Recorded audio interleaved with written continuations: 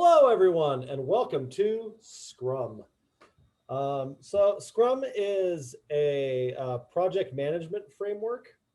Um, it is a way to help teams be agile.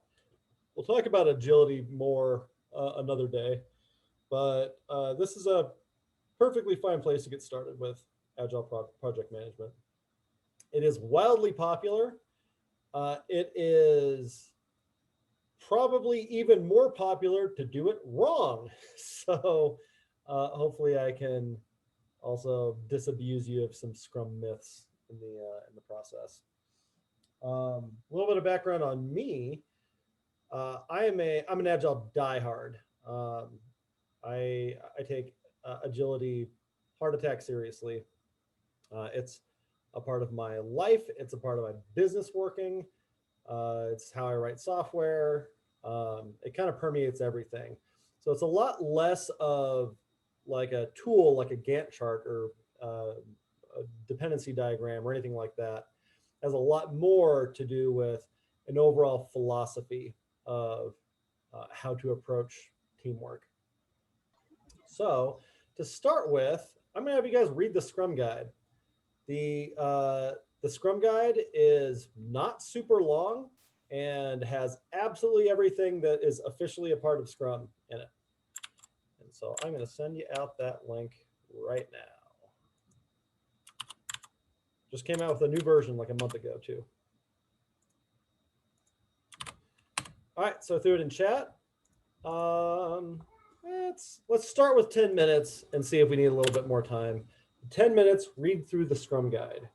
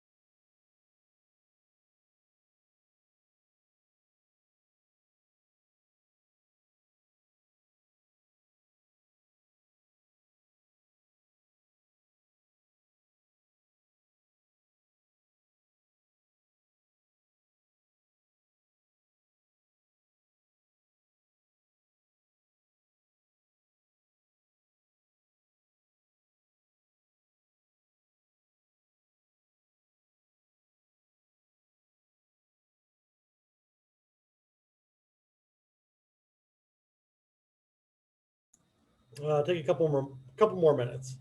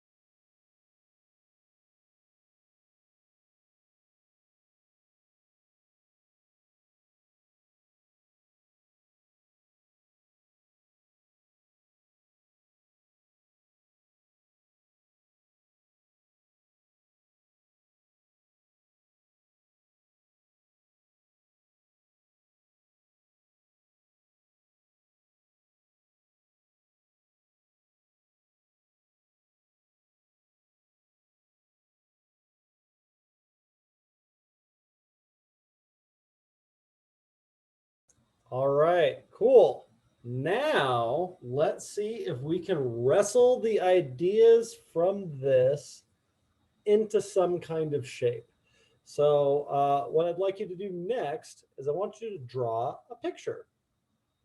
Draw a picture representing how you think all these different pieces fit together. There's different roles, there's events, there's artifacts, there's all this stuff.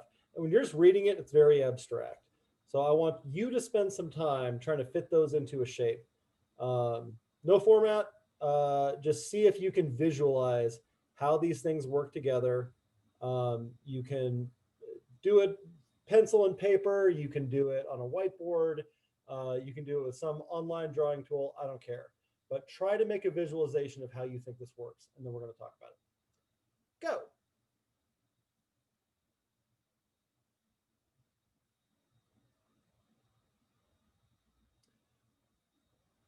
It probably won't be accurate. Fair warning. But it'll make the next part of this go a lot better.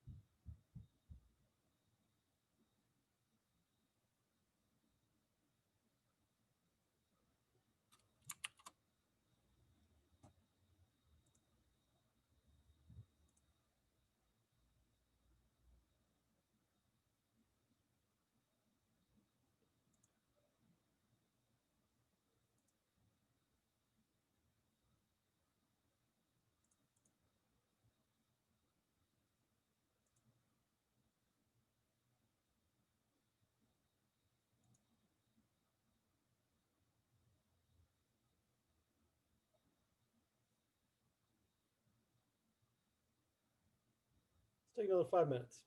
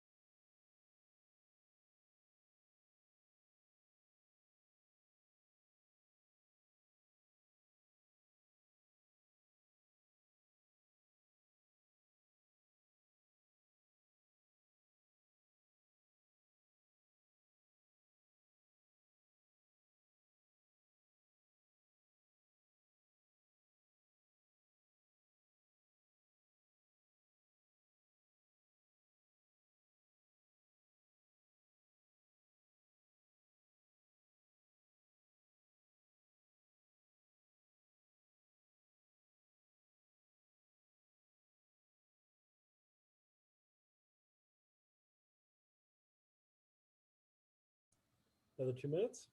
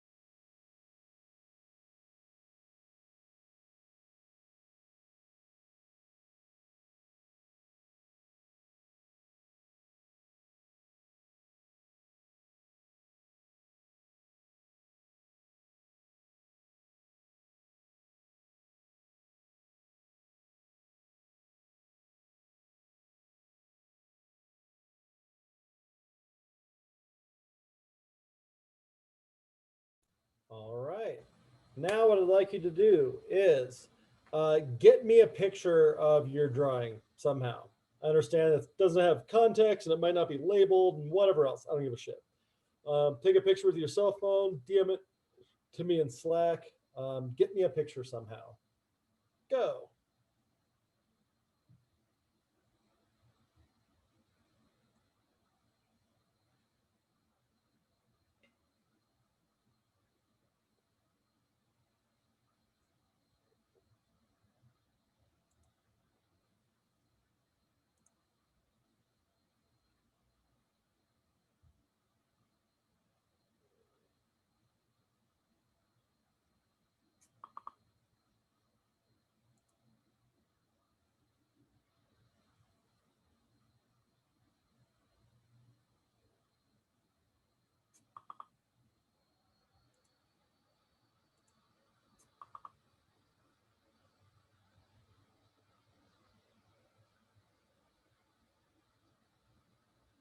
Excellent work, Ariel.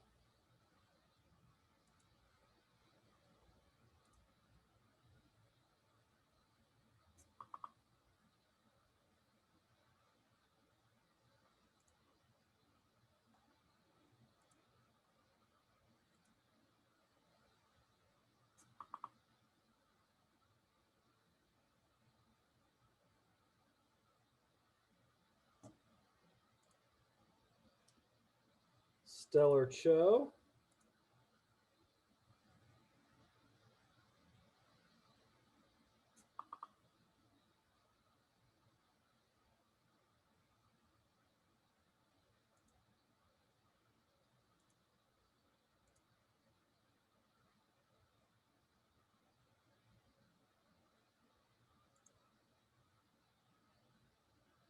Keep them coming.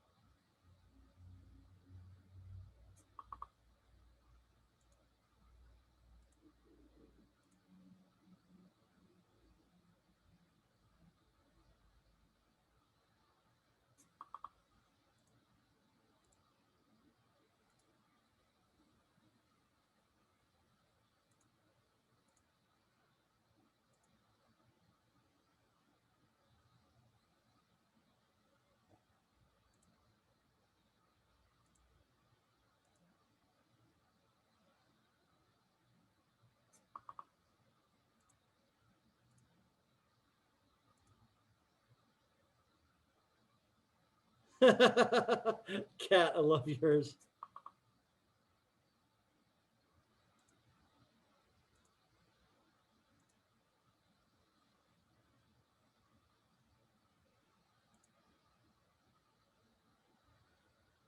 All right. If you're still getting uploaded and what have you, please keep doing so.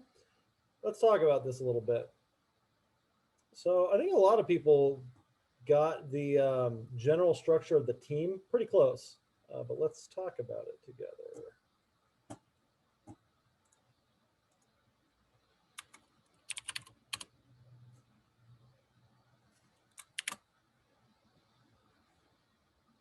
Okay, so Scrum has 3 and only 3 roles. Cho, give me one of them. You have your developers. Developers. Ariel, give me another one. Product owner. Product owner.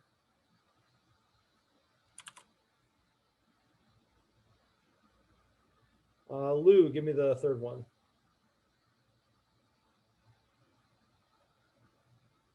Scrum Master. Does I didn't see this anywhere in there. Does like Scrum stand for anything? Nope. Is it like an acronym? It is not. And so every time you see a recruiter put it in all capital letters, that's a hint that they have no clue what they're talking about. It's a rugby term. So It looks like that's what a scrum looks like. Everybody links arms together and like tries to push forward toward the goal. It actually comes from a Harvard Business Review article called "The New Product Game." If anybody's interested, but this is where the origin of like the rugby metaphor comes from.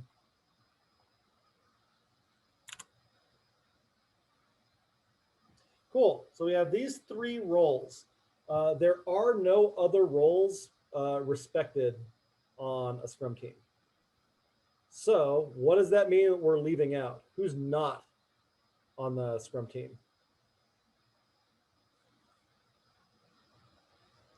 A lot of people, Yeah, like who? like designers. Designer. Like a Nope. QA, maybe? No QA. Advertisers. Advertisers. Manager. Market folks. Well, clients, What was that? whoever's like commissioning you to do it. Yeah. So like your outside stakeholders.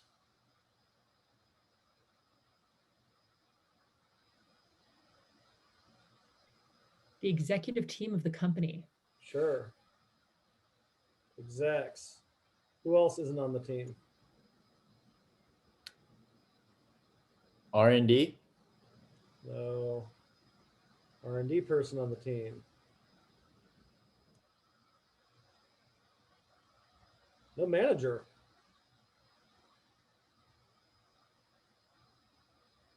None of these roles exist on a Scrum team.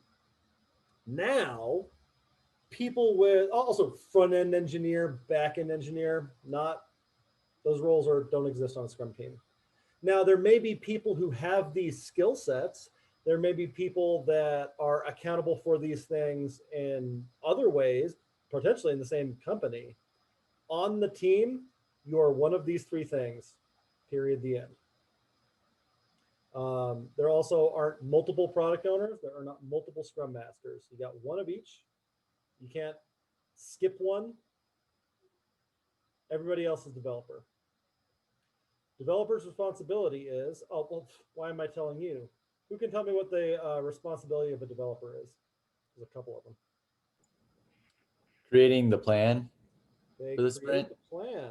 That's weird. What is that? So if they create the plan, how do plans normally get created in like non-Scrum teams? By the manager. By the manager. Top down. Top down.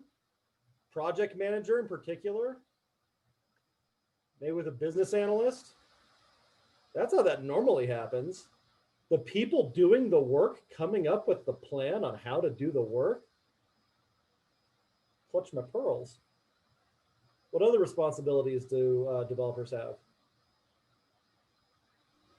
Holding each other accountable. Accountability. Who would normally be doing that in a non-Scrum team? Manager. Manager. Everybody else gets to go, Jeff over there is breaking rocks slowly. I'm doing my work well. Scrum team, everybody's accountable to everybody else. Who enforces that? The team. What other responsibilities do developers have?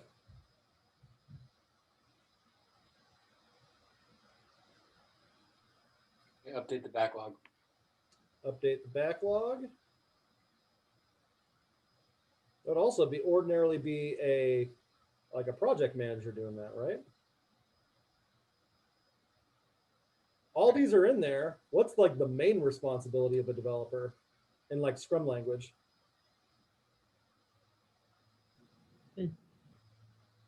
Reducing units. Daily Scrum. They are present at a daily Scrum. Scrum Master runs it. But they're not just creating plans, holding each other accountable, updating the backlog, and going to the events. Oh, they're creating the product. Yeah, they may actually like do the work. So In Scrum language, you'd say they create a product increment.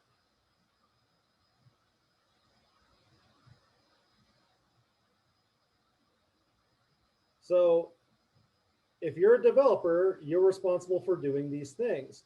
Now, creating a product increment, maybe that's writing code, maybe that's testing code, maybe that's designing something, maybe that's doing research. It could be any of those things. But the important thing is blurring those roles. That's not owned by a person. The design of something isn't owned by the designer. The design of something is owned by the team. Responsibility for quality, that's not a person, that's the team's responsibility. And so it's, in practice, totally possible that you might be writing some code one day, you might be doing some design stuff the next day, you might be doing some research the next day. Whatever helps. Whatever helps us get closer to the goal. Use the skills you have, you develop skills that you need to have, but you don't get to go, I'm sorry, that's QA working, I'm a designer. All right, is the most important thing the team could be working on right now designs? Or running through some tests? Cool, why don't you go help out with tests? We're all linked arms. We're all trying to move the product forward. That's common basically every Agile framework, by the way, is not having a lot of respect for titles or narrow roles or anything like that. Can you define the difference between Agile and where Scrum fits into it? Sure. So if we did this as a taxonomy,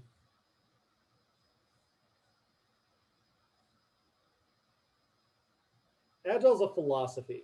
It has 4 values and 12 principles. The values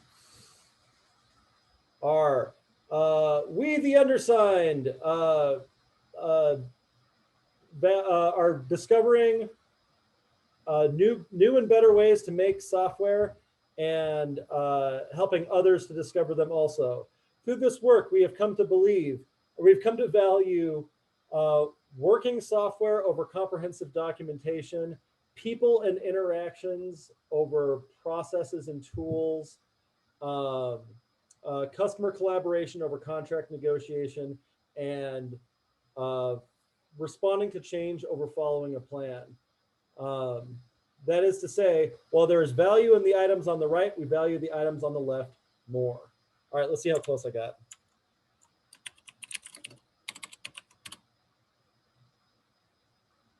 Not fucking bad. The old man still got it. This is Agile.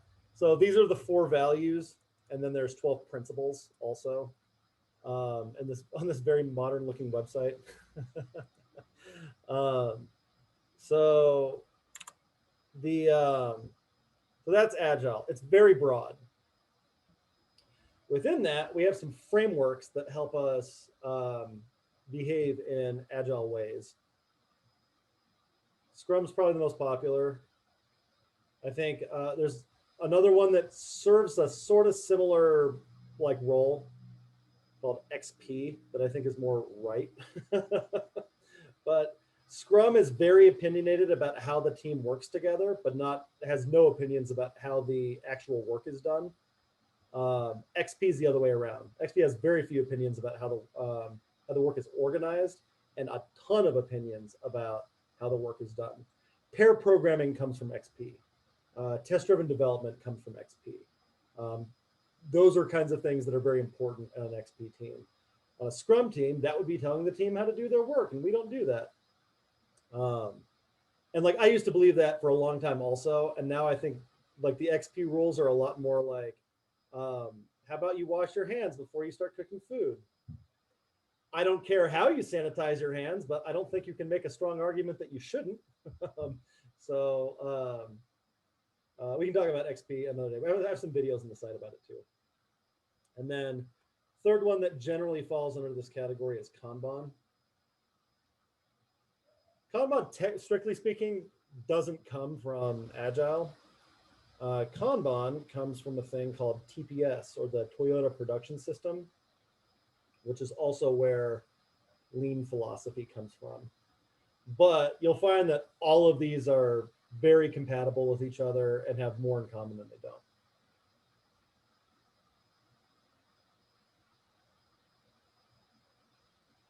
And then by contrast, Kanban has no opinions about how anything works, only how you describe it. So in Kanban, think like a to-do, doing, done as like 3 columns, and you move items across the columns. That's the simplest Kanban board you could have. But you're trying to model whatever process that you're already doing so that you can take out loops like, oh, well, this goes from development to QA, and then it gets kicked back to development. Work is always supposed to move in one direction on a Kanban board, so it helps you visualize that. And then you do things like limit how much work you're doing at the same time intentionally. So like on each of those columns, you'll go, all right, well, we can only have 2 things being inspected at once. So if we already have 2 things in there, we can't push any more work into that column until that's done. Very, very generic, but I actually described this. Somebody asked this question in a different Slack yesterday. And someone said, Scrum or Kanban? I'm keen to know your thoughts on this and why. And I said, Kanban is for working on unscrewing a broken system or for work that's fundamentally more about throughput than output, like a help desk. Kanban is really good for ticketing systems, anything like that. Scrum is for situations that benefit from reliable time boxes, like ones that interface frequently with non-agile stakeholders. And XP is for mature agile teams that already have a deep commitment to each other, the product, and quality, but still benefit from sharing a common language. And I'll stand by that. I think it's a pretty good description of those 3. And then lean is like another philosophy entirely, but very agile compatible. Lean is about waste reduction. So how can you take the things that are wasteful in a process and get rid of them?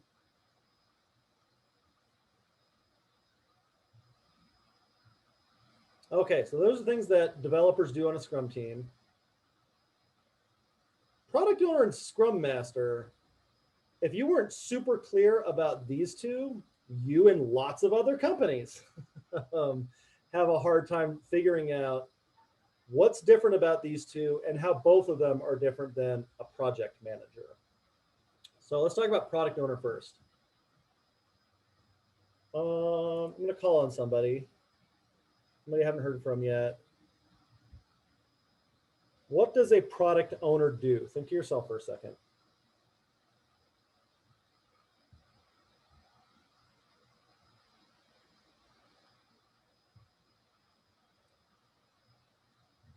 Colt, what you got for product owner? Don't they have like communication with the other owners and they're the ones providing like the goal? So I'll say like external communication, and they're really like owning. Yeah, I love how you put that. The goal. The goal of the entire team, that's kind of owned by the product owner. So if you're making a social media app, like whether or not the social media app is what people want, if they get value out of it, how they talk to marketing folks, all that kind of stuff, that all goes through the product owner. Is there a difference between a product owner and a product manager, or they're just coming from different? Oh, yes. Yes, there is. So product manager is a like a generic, just general business responsibility. And you usually contrast a product manager with a project manager because projects are short-lived. They have end dates. The project is over at some point. Products, that's not necessarily the case.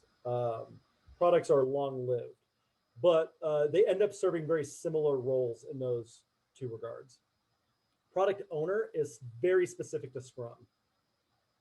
And that this idea that they are managing external communication, they are responsible for defining whether or not something is finished. And part of this is, you say, is it done? So if you as a developer say, hey, I finished this feature, the person who gets to say whether or not you actually did, that's the product owner. And the other big part of that is what's important. You have this big backlog of things that could be in the product. The product owner gets to decide what actually isn't important and like rank them basically. That's it though. The product owner doesn't get to tell the developers how to work, how to collaborate, who's doing what. And a product manager often does those kinds of things. Like a lot of ways, it's sometimes like their main responsibility to do that sort of stuff. But a product owner is just accountable for saying whether or not something's done and what's important. And then the developers come up with the plan for how it gets done and actually doing the work.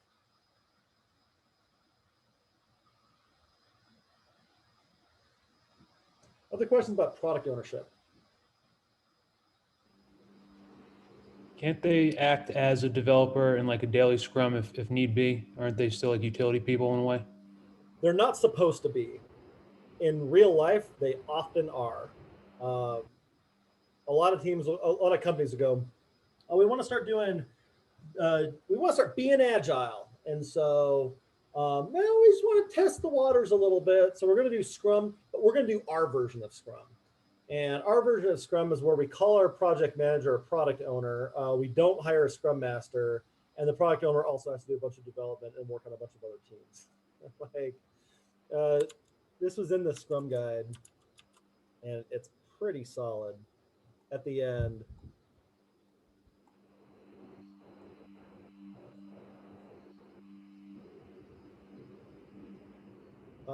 Scrum is free and offered in the guide. It's immutable. Implementing only parts of Scrum is possible. The result is not Scrum. Everybody who's like tries to improve upon it or half do it or whatever, it might work, might even be better, but it's not what Scrum is. Scrum is very specifically this. And spoiler alert, it usually isn't better and doesn't work. So the project manager roles seem like they're kind of time stamped. Mhm. So what does if a product manager is only working with one specific team, Mhm. what do they fill their time with? I guess does that make sense? Like Sure. from the So in a Scrum team, you're always trying to finish work. So let's visualize the process a little bit more.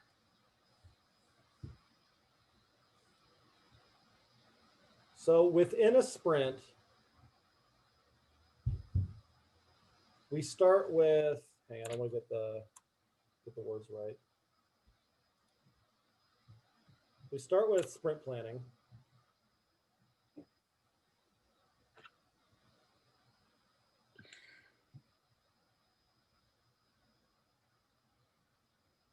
And then we're going to end with the review and the retro.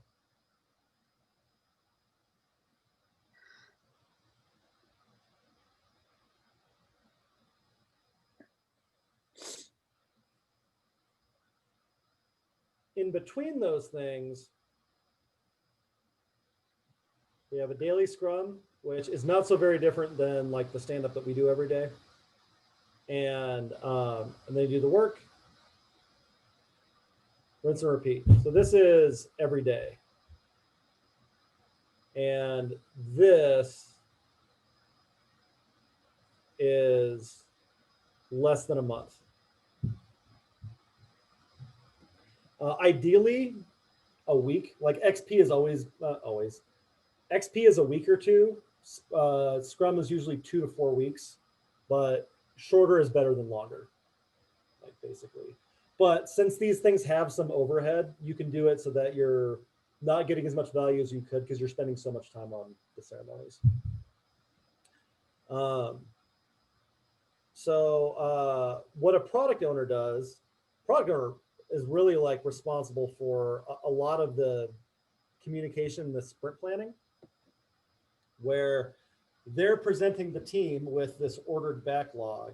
And as the team is developing the plan, they have lots of questions of the product owner. Then like during the rest of this time, they're not sitting around. And because it's not like at the end of the month, all the work for the sprint gets done.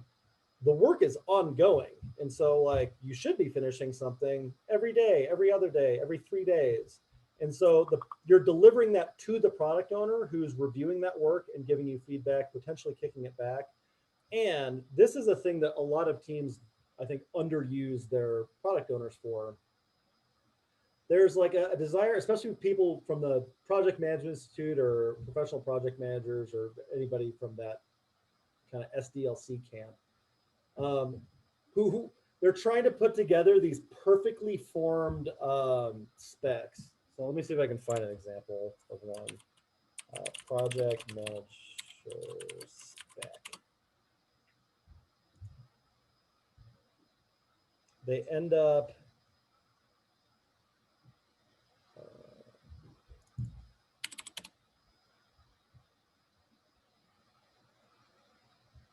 being incredibly detailed.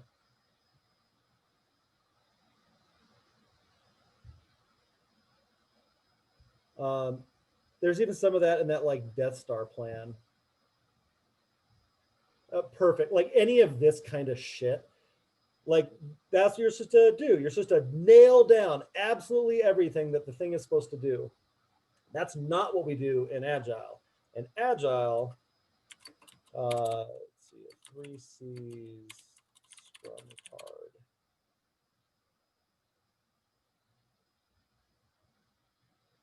These are examples. Well, these are like descriptions of them. User story card.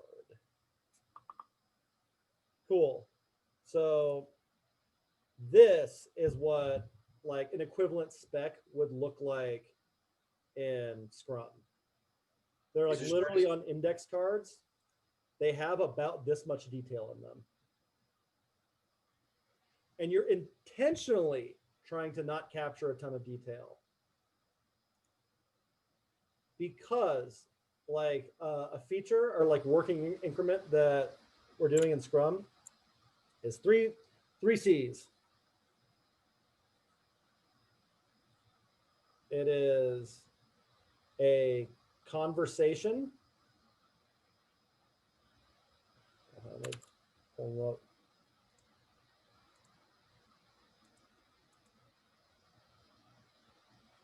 It's a card, a conversation, and a confirmation. The conversation part of this is huge. The problem that happens when you try to specify what a feature should be in a lot of detail is that you inevitably miss it. And you know why? Because if you could specify it in enough detail to be totally accurate, guess what that's called? Programming. You'd just be making the feature. So you go the other direction and you rely on a shared understanding that the team has. Because if we keep talking about it, we start and we keep working on stuff and showing each other our work, we end up converging on something that ends up way more accurate than what words could describe. We document it with the card, not so that we can communicate with it, not so we can hand the cards to people and that they'll understand it, so that we can remember what we talked about. That's the only purpose the card serves. And then the confirmation is, that's the detail of the story. That's how you know you're done. That gets captured in automated tests. So you try to push all of that detail that would be in a spec file somewhere and try to push that into some kind of automated test that can tell you whether or not it's done. And so that ends up being a lot of what product owners do during the week, is having those conversations. And that external communication, it's both ways. They're the ones doing the research. How do they know what order, what's important, how we should prioritize this backlog? They're the ones doing a lot of this research on what your users care about and don't care about, and that sort of stuff. And communicating to your executives and the marketing team and whoever else about like what you're working on. Okay. So if the product manager is responsible for things like user stories, are they also doing Product the owner. product owner? Sorry, yeah, I know that's important. Are they also doing like BPM, like business process modeling? Is that, Not so much of that. Like that stuff's all developers. that's developers. Okay, I was under the impression that user stories fell into that model. That's why I was So anybody can make a user story. sure. Your customers can make them, developers can make them, external people can make them. Product owner just says which ones are important or not. Got it. Okay. Got it. So would that be part of like the backlog process? Is the developers like creating, as a customer, I want to blank. Yeah. Okay. And a lot of what happens in those sprint planning meetings is wrestling through that language.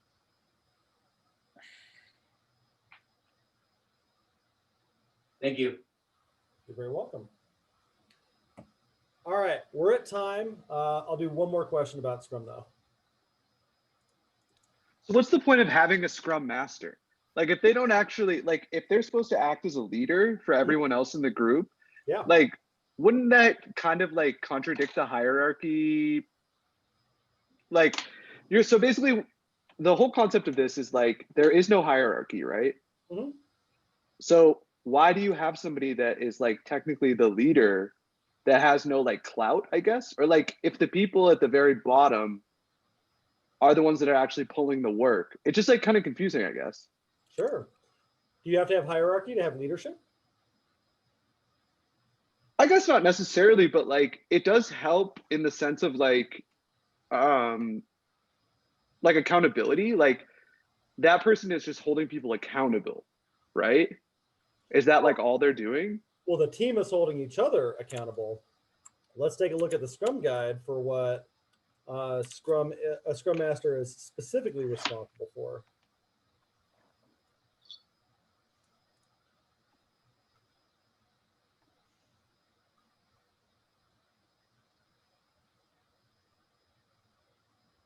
This is the one that everybody knows about, and like I think some of them exclusively define Scrum Masters like they're the ones who run the meetings. That's part of it. It's also all of the rest of this. But here's another way to think of product owner versus Scrum Master. Product owner is super external facing, and their loyalty is to the customer. Scrum Master is internal facing. Their loyalty is to the team.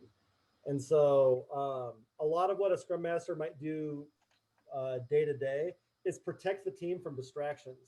Have you ever worked in a company where people are like, oh, hey, Kyle's really good at databases. Can I just borrow him for a day? The Scrum Master is the person who says no. You can't because we're in a Scrum right now and we're focused. Now I can help get you the person you need though. Or like, yeah, can your people go to a meeting later this afternoon? Scrum Master goes, no, I can though, and I'll take notes and relay back anything I need to. So a big part of what Scrum Masters are doing is removing external distractions, but never underestimate how complex this like system can get in practice. So Scrum Master is the person who like bleeds Agile and understands this philosophy inside and out. So in the 1001 questions that come up during the day on like, all right, what would the Agile way to do this be? The Scrum Master is the person who has the answer. And so they spend a lot of their day just going person to person on the team and figuring out what can I facilitate? What can I train on? What unblocking can I do? And if you have a good Scrum Master, like that is absolutely full-time work. So like if someone was to go to like a developer and be like, oh, can you come to this meeting? The developer would be like, talk to, you know, Dave over there. Right. So they're like the first line of defense. They're just, all right, cool. They're the protective shield. Gotcha. Exactly. And like when somebody has an idea for how the team could work better that ends up being super not agile, it's the Scrum Master's responsibility to stop that from happening. It sounds like conflicts could arise. Absolutely. And they frequently do. Okay. But a thing that's different about all agile methodologies that than like top-down hierarchical kind of things, is that we're not trying to get a good performance review. We're trying to make good products. We're committed to that, and we're committed to each other, not committed to our bosses. And so you can think of this triangle as like leaning in on itself. It's a self-management framework. And so rather than expecting a whip cracker to keep everybody doing their jobs, you're relying on your commitment to each other and to the product to accomplish that same thing. And so when you have conflicts, you're expecting that you're going to be able to resolve the conflicts because you have the same values. And if there's disagreement about those, well, they're also spelled out right here. So like that could be an arbiter.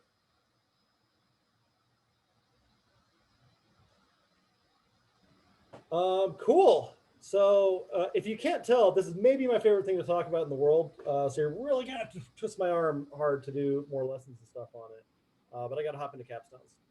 Hopefully this was useful for you guys. Thanks, Kyle. Yep, Thank you. cheers.